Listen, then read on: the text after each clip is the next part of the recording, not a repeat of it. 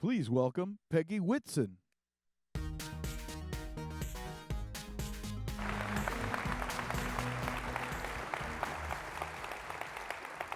Well, it's really great to be here with you folks today. I'm really excited about all the people who are interested in aerospace because we're going to need a lot of people in a very short period of time to come up to speed and help us get the job done. There's going to be so many new and exciting things going on, and I'm really looking forward to all your contributions in the future. I'm going to start off just talking about the international, the transition. I guess this one's different than this one. Oh, I see. What is God? Surprised me there. Anyway, so the International Space Station was an amazing engineering marvel. I can't believe that I got to be a part of helping to build and construct this thing. It was miraculous. Parts came from all over the world.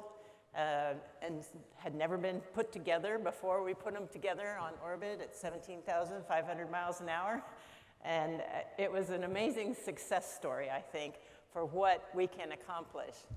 I think it's also huge that, it was an international partnership. And while things aren't always going great here on Earth, we managed to work through all that in space and keep that partnership together for 25 years. Our vision now with Axiom Space is that we want to transcend Earth and build a new space station, taking advantage of the knowledge and the things we've learned over those 25 years on Axiom Station, or on the International Space Station, and transferring some of those lessons learned to Axiom Station to make it better in lots of different ways. So we're looking forward to that. I wanted to just say here, I've got a few, a lot of words on this slide, but I'm going to talk about the private astronaut missions and a little bit about the suit. But some of the other things that we're interested in is actually the industrialization of space. Space has been about exploration for as long as we've known it. And now I think we're ready to move into that commercialization and industrialization phase. And actually, that's part of what drew me to Axiom Space. The idea that all this really cool research that I'd done in that 25-year history of the ISS was actually going to be now transitioned into something that we on Earth could be getting the benefits of. We also are looking at creating commercial and multinational economic development, and we have already, with the 4 Axiom missions, worked on expanding our international and industrial agreements with countries and companies all over the world. So we're very excited about the progress that we've made. So the 4 Axiom missions, these were private astronaut missions.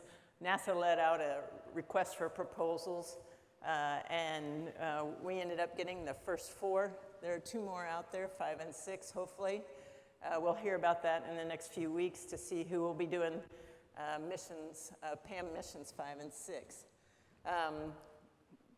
But I feel that it's actually miraculous that we did 4 missions in 4 years. And we learned a lot over that time frame because we had to, we were forced to.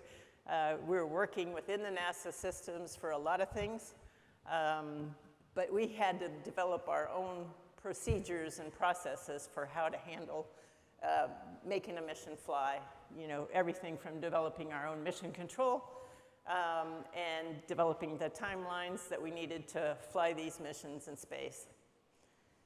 The first mission, Michael Lopez Alegria was the Axiom commander on that mission.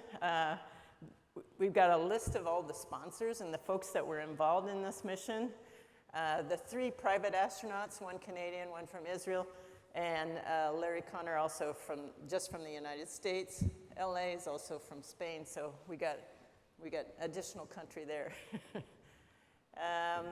Axiom Mission 2 launched a year later, just over a year later, and it was the second all-private mission. But this was the first time we had 2 government-sponsored astronauts flying with us. Saudi Arabia had the first Arab woman fly in space with us on Axiom 2. And we had another Arab, Ali, and a private astronaut here from the United States, John Schaffner. And we did 20 different STEM and outreach events. It was a big deal for both John and Rayana and Ali to have a lot of outreach for their countries, and John he was working to develop STEM schools in rural areas. And so outreach was a big deal for us. We did some really interesting DNA nanotherapeutics and some stem cell research, which I was very excited about, because I had done some research in stem cells while I was on the ISS as a NASA astronaut, and we saw some really interesting results, so I was excited to continue that research.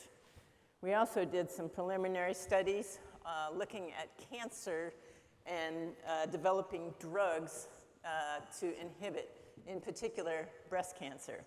On mission 2, we were using cell lines, and then later on mission 4, we were actually using cancer tissue from actual patients on the ground and testing the drugs for them.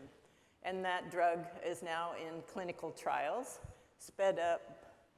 Its certification has been sped up because of the very interesting results we found on orbit. And I'm a little bit of a science geek. I love the research part of it. But it's really exciting research that, because we can accomplish these missions so quickly and get the results back down to the investigators, they were able to get some really eye-opening results. Mission 3, Michael was the commander on that mission, and we had the first guy, Alper from Turkey, the first astronaut ever to fly in space, and then ESA astronaut Marcus Want and an Italian astronaut, Walter Villadei. So we were representing numerous countries, again, numerous sponsors from all over the world. And then mission 4 launched just earlier, 6 months ago. And we had 3 astronauts from India, Poland, and Hungary. And each of those countries had never flown to the International Space Station. And the previous astronaut that had flown was more than 40 years ago. So this was kind of a transitional thing. They're trying to get back into aerospace and open up in their countries the awareness of what space can bring them. And so it was really exciting to be a part of this crew. And I love building teams, and it was really great to bring this 3 guys from 3 different countries together and make a really cohesive crew. So it was a great experience. We did over 60 research activities on this mission, so this was the most we'd ever done on a PAM mission. And so each mission we were scaling up and doing a lot more research on board the space station and increasing the level of complexity, which was great for all of us. Again, we have a list of sponsors, and very proud of all the people and the companies that we have flown in space. Over 11 different countries, and the European Space Agency have been in these 4 missions in 4 years. And we've had over 160 investigations total from all these 4 missions. And when I left NASA in 2018, I assumed I would never fly in space again.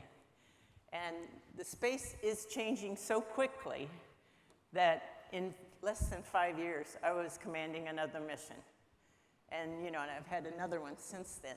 So things are really changing in space these days. So anyway, I think we have a video here. Is that right?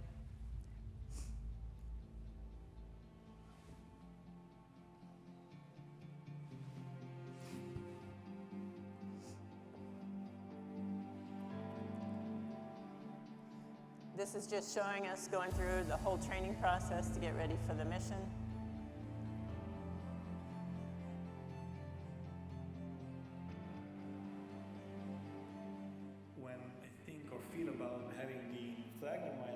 shoulder. I just want Hungarian people to know that we did this. We were able to achieve this. And it completely doesn't matter for me who is in the suit. I am proud, but I just want them to be proud as well. 7, 6, 5, 4, 3, 2, 1, and lift off. For 3 nations, a new chapter in space takes flight. Godspeed X4.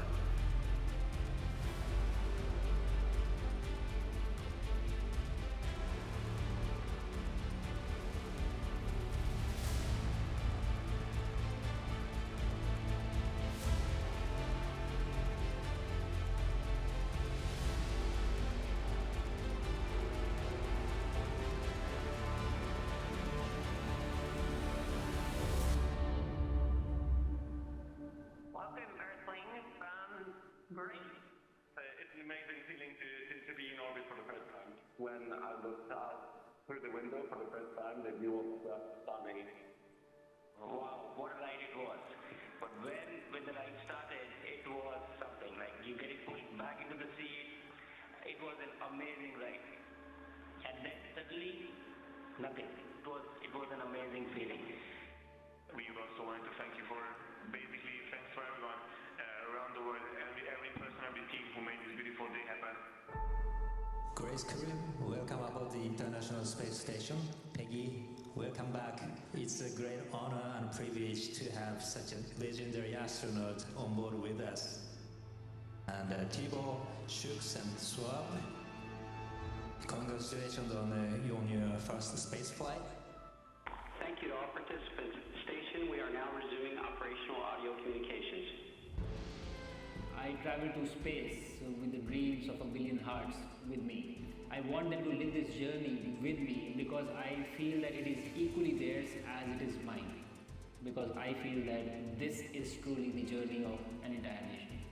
And look where we can go when we work together on common platform, common science, then sky is no longer the limit. We can explore space, we can explore science, we can explore technology and build new solutions for the future. The X4 crew came here with a purpose and a really busy agenda. This was a great mission and we enjoyed it the most. So now we will return home and we will spread the word in our countries that these things are within our reach. These things are possible even for smaller countries like ours. It's always great to work with a bunch of professionals, which you are, but it's even more special to work with folks that have become our friends even more deeply. Thank you. Thank you to the Axiom 4 crew.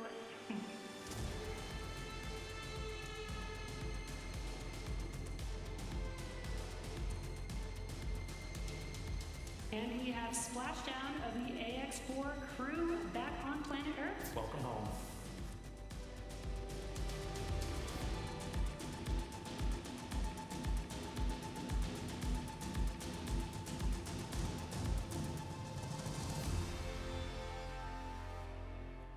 I think it's really important to have these examples of people to show the new young generation that actually there are no boundaries. Your dreams, your careers, and your lives have no limits. This is what you dream of, then you can pursue.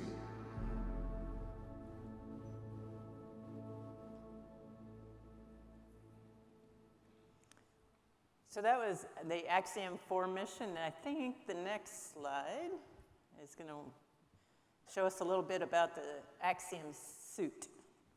Yeah. And the suit is being designed to work in the craters of the moon. So they're actually extremely cold, even more cold than when they did the missions to the lunar surface before. So there's new technologies involved in that. We also have reduced the weight of the backpack and increased the redundancies of some of the systems.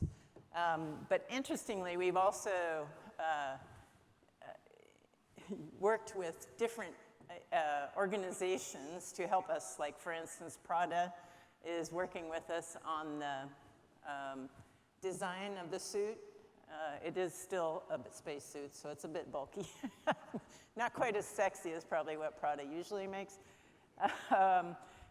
We also are working with Oakley for the visors.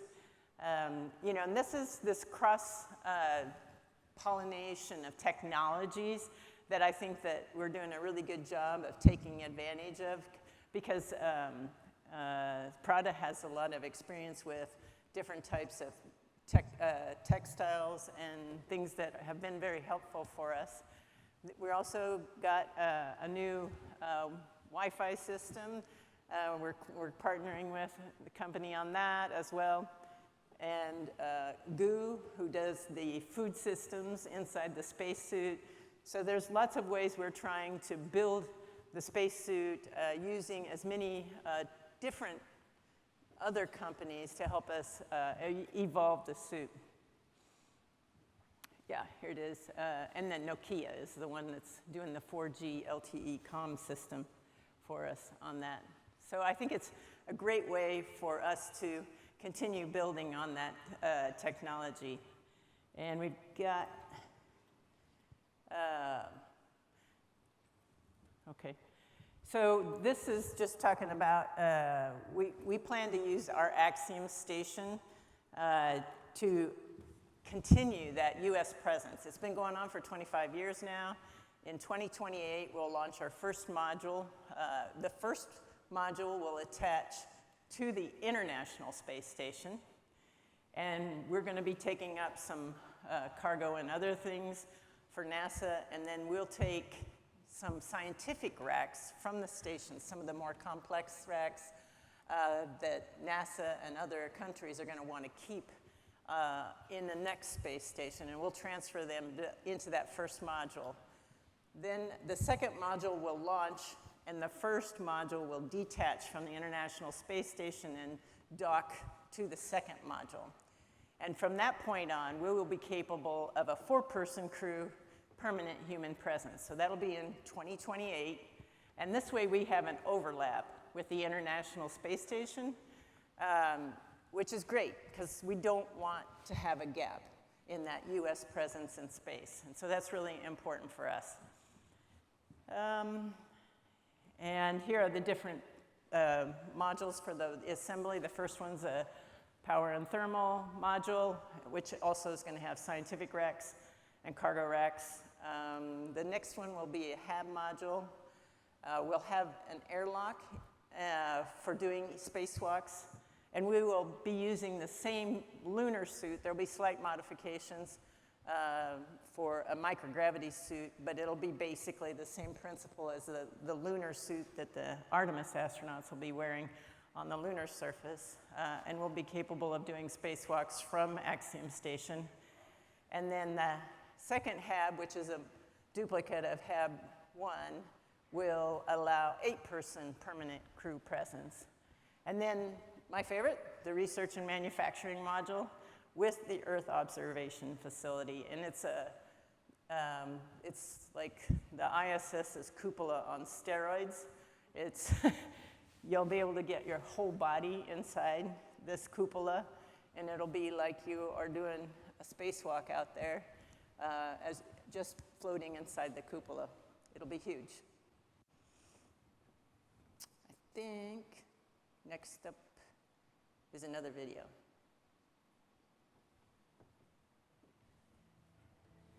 There is a generation alive today that has never known a day where every human was on Earth. For them, space has never been a new frontier. For them, the question is not, can we live and work in space? The question is, what comes next? For nearly 3 decades, the International Space Station has been the home off-planet for those in service of humanity. An orbiting laboratory sparking new discoveries, life-changing innovations, and historic breakthroughs. But what comes next? What comes next matters, because what is needed is not just to continue our presence in space, but to enable a new generation to unlock the potentials of microgravity.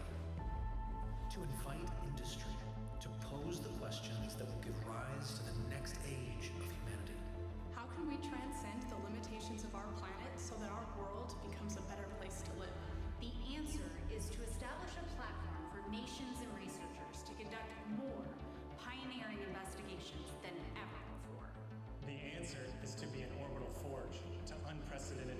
large-scale developments that can scale exponentially. The answer is to maintain a continuous heartbeat just outside Earth's atmosphere from which humanity can venture ever further out. How do we know? Because we're the ones already building what comes next.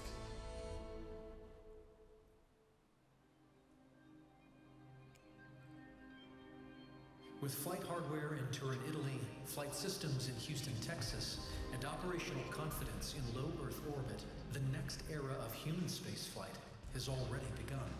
Axiom Station is the world's next space station, sequenced to meet the needs of our nation and our customers around the globe. We're the only ones permitted to berth a commercial module to the International Space Station. This payload segment will attach to the International Space Station, offering not only cargo capacity, but a right-sized hatch to allow for the transfer of entire research racks. This is a critical solution for saving decades of flight hardware, science, and tech, ensuring the efforts of international partners continue to provide groundbreaking research. And following closely behind the payload module will be our first crew quarters. On orbit, the two modules will meet. And what follows builds out Axiom Station. An airlock for spacewalks and external science, a second habitation module to support 4 more crew, and then a segment wholly designed around the space strategies of industry, including Earth-facing windows unlike anything ever attempted in the vacuum of space. And yet, building out a station is an undertaking rivaled only by the task of operating it. Success up there requires a steady hand of unseen heroes down here. In ours were the hard-earned badges of spaceflight. Our people are revolutionizing new methods for success at every turn. From design to development to process, this is who we are. This unwavering confidence comes from those who've carried the torch time and time again, whose accolades and hands-on leadership are respected universally. Microgravity will empower scientists to achieve results in a month that will take years on Earth. This is where levels of precision that have eluded terrestrial engineers will suddenly become the norm. Where a network of orbital data centers will process information mass running on infinite power with infinite cooling untethered by the constraints of Earth. Ours is a platform upon which the needs of our tenants can be met at limitless scale. And as these efforts directly benefit the planet and humanity at large, over the next decade, Axiom Station will also serve as a catalyst for deep space exploration. There is a generation at work today, preparing for humanity to transcend Earth. These are the ones who may very well live and work in space themselves. And while some may ask, can we further human exploration of space? Can we cultivate a true economy in low Earth orbit? Can we maintain the leadership that's been established over decades? You bet we can, because we are. Axiom Space. We are what comes next. Clay, I think we're going to talk a little bit here.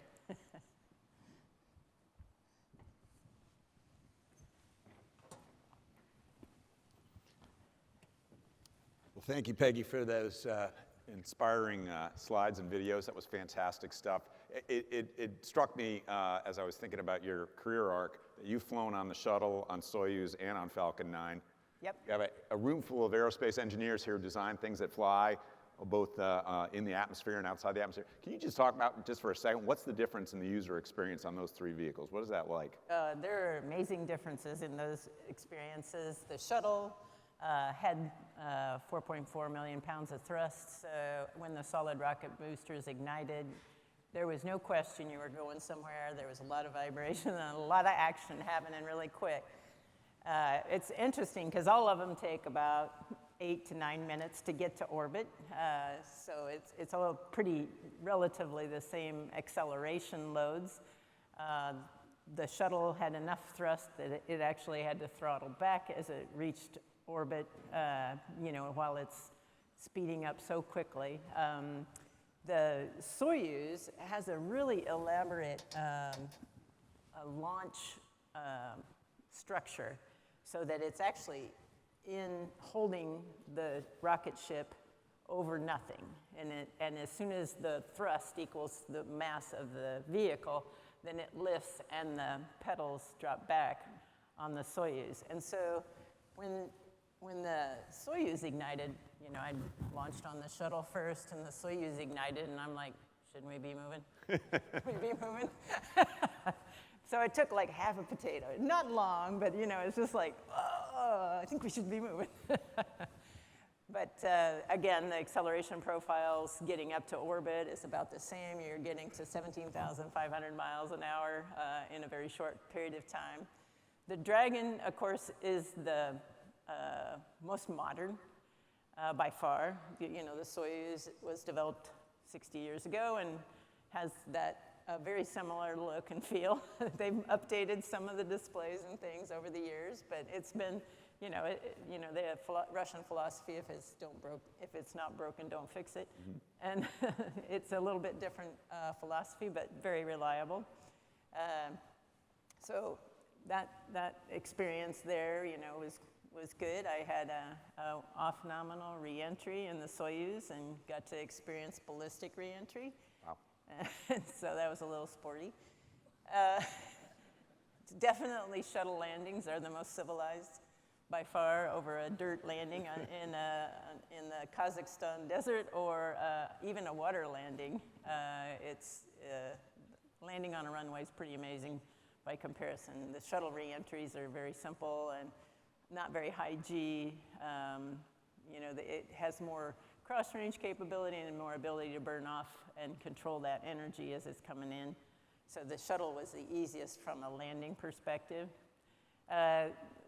But again, the Dragon, the situational awareness, the integrated procedures and data just makes the operator feel much more in tune with what's happening. Touch screens, right, in there? Oh yeah, touch screens. And on the shuttle, there were 4,000 switches and circuit breakers, literally. And you know, Hoot Gibson, one of the shuttle commanders, said once, "You are one switch throw away from making your situation worse." So yeah, had to be attentive in that time frame. So we're transitioning from this ISS era into this new era of commercial space stations. We're just near here, the Space Coast of Florida. You know, when the shuttle program went away, there was a dramatic transition. A lot of people were upset. The shuttle was going out of business.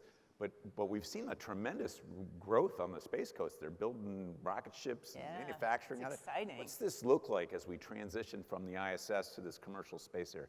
What's your view on that? Well, I think, you know, this transition is really exciting.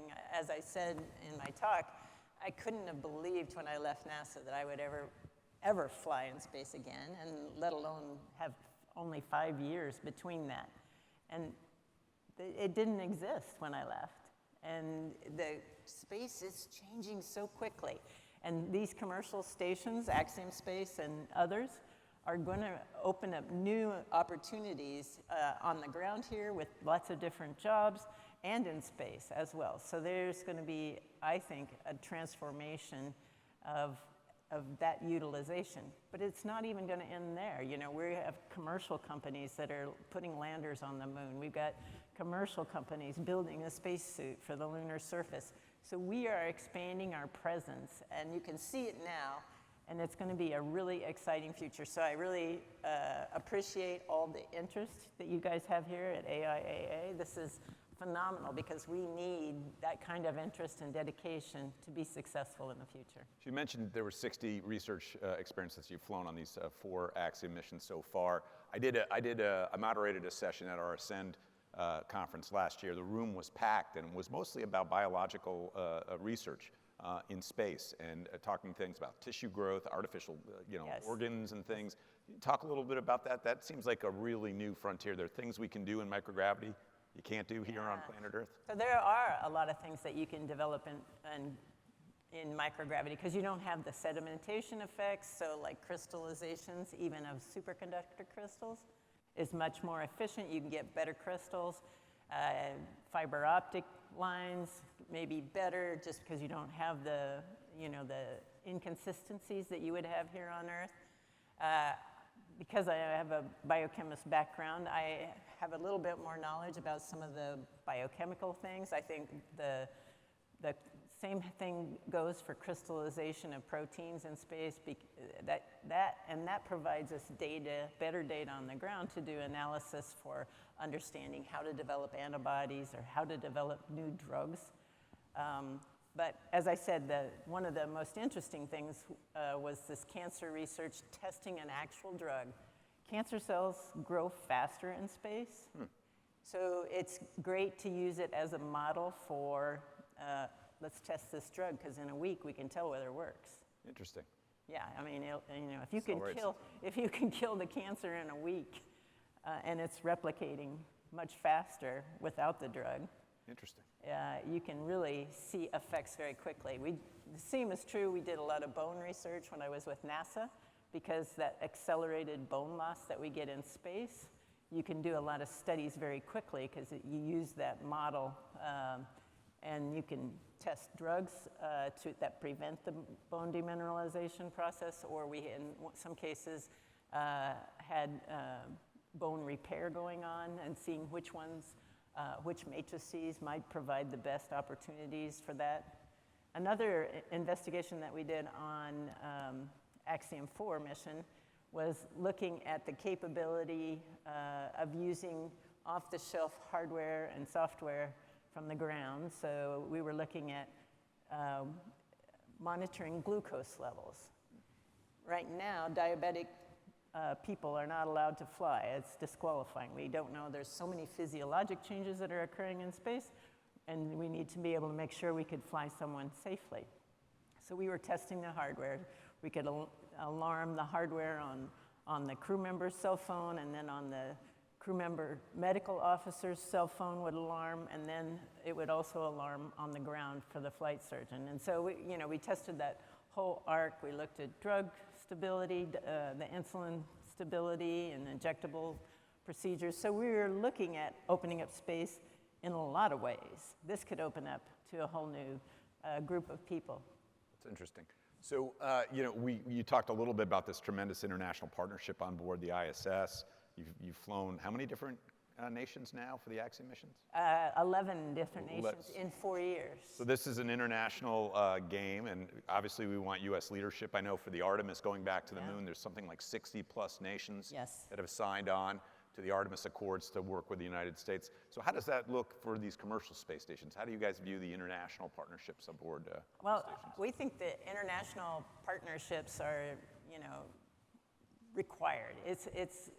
But it's not just for diplomacy's sake. It's strategic. We need that partnership to be successful, but it also it maintains us as a leader in space. And so I think that's really important for us. Axiom really wants that continuous human presence to be maintained in space, with the United States being the one offering these capabilities, even if it's through a commercial vendor in the future. I think that's going to be really important for us. So, I think it's Gerard O'Neill who was kind of the first one, and a little bit of Sagan in here maybe too, Carl Sagan, about going to space to benefit life here on Earth, right? This was a concept from the 60s, but now it's kind of had a rebirth in the last, I'd say, decade or so. We talk a lot more about this infrastructure in space improving life on Earth. Can you talk a little bit about that and how that? Yeah, I mean, there's lots of ways. Everybody's talking about orbital data centers. We're planning on doing that, but the orbital data centers also give us the capability to do our processing on orbit and turn that science around faster. And so I think that's one way that Axiom Station is planning to enable much more research throughput, much more capability to go to manufacturing in a shorter period of time. But I think there's lots of venues and ways that we can make that ecosystem grow in low Earth orbit. I feel it's going to be critical for us from a technological and scientific perspective, but also that global diplomacy is really important as well. Yeah, orbital data centers, that's a hot topic these days. All of a sudden it's everywhere in the news. About a year ago, nobody was talking about it, and all of a sudden, with all these data centers going, I wonder how they're going to do it. We do have a lot of good cold up there. Yeah, I was going to say the thermal issues have got to be huge, right? Cold and solar power. So we have 2,000 students with us this week. Can you talk a little bit about the next generation? I mean, we're kind of inspiring the next generation aerospace engineers here. Yeah, What do you have to say for those that are in the audience today? Well, you know, you heard on the video that I came from this little town of 20 people, and, you know, I figure if a farmer's daughter can become an astronaut, you guys can become anything you want to be. It does require a little work and effort. I started applying to be an astronaut as soon as I got my PhD. Unfortunately, NASA didn't think I was quite ready. I was still working at NASA in the time frame, that 10 years of rejection that I had to face. And one of the things I want to say to people is, you know, you're the only one that knows what it is that you want and what powers you and drives you. So you have to listen to your heart, but you can't just give up.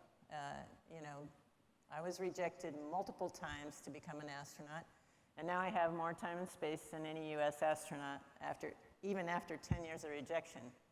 And now that I'm old, I can look back and say, those 10 years were the most valuable for me.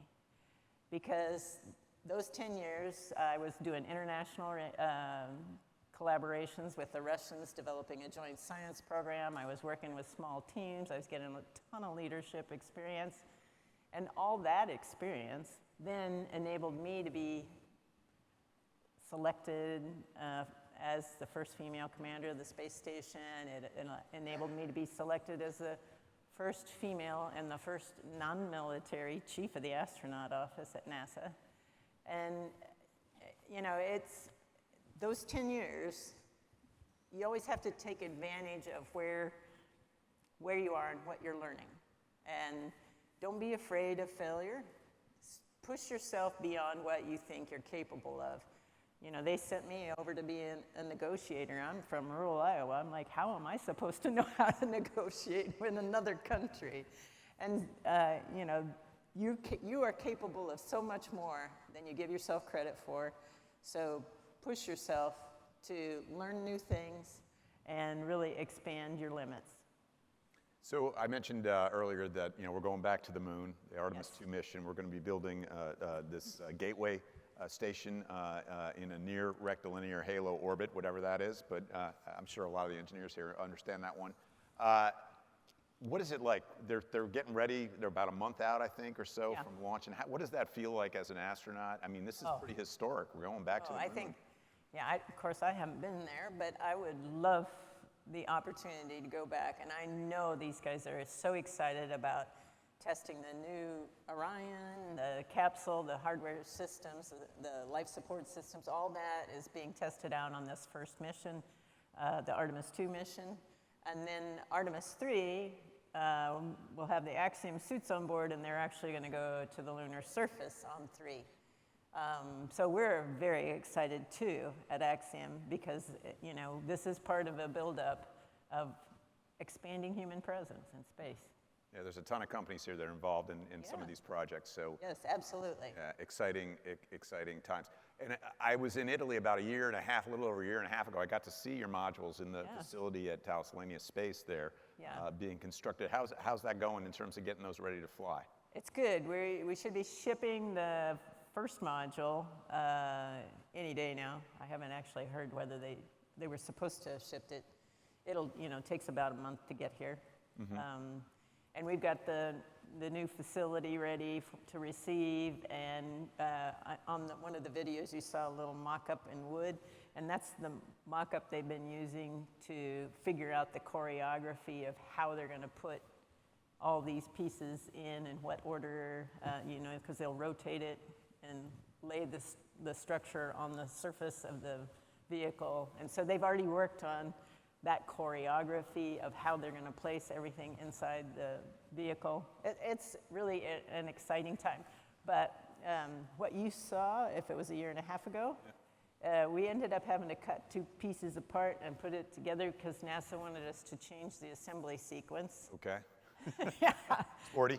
Yeah, so I had to, you know, and of course then repressure check and do all the other integration to put it back together. But yeah.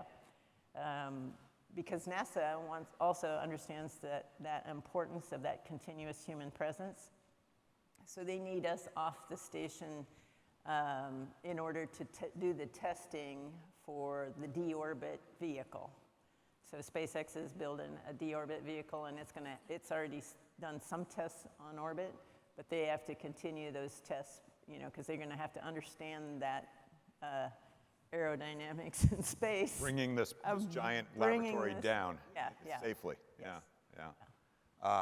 And this module that you're going to be launching, it'll go to the ISS. This is autonomous, I imagine. It's got its own propulsion system on it, its own solar arrays and power. Yes, and heat rejection, Yeah, and so that goes up, you dock it. Well, I couldn't remember the phrase that was used in the video, but you said it's a right-sized, was it a right-sized docking port to get the racks off? Oh, yes, so it's actually not docking, it's berthing. Berthing, yeah, okay. So the berthing gives us a capability to go to a bigger docking or berthing port, and so it enables us to get the big rack-sized hardware through the moving truck. You're going to take some of these racks off of there and then go on your own way. Give NASA some cargo, and then we're going to take, hopefully, the best racks to start up on our station. All right. Well, this is tremendous. It's really exciting, this new era of space. I want to thank you for joining us. Peggy's she's an American hero, okay? Please join me in thanking her for joining us this morning.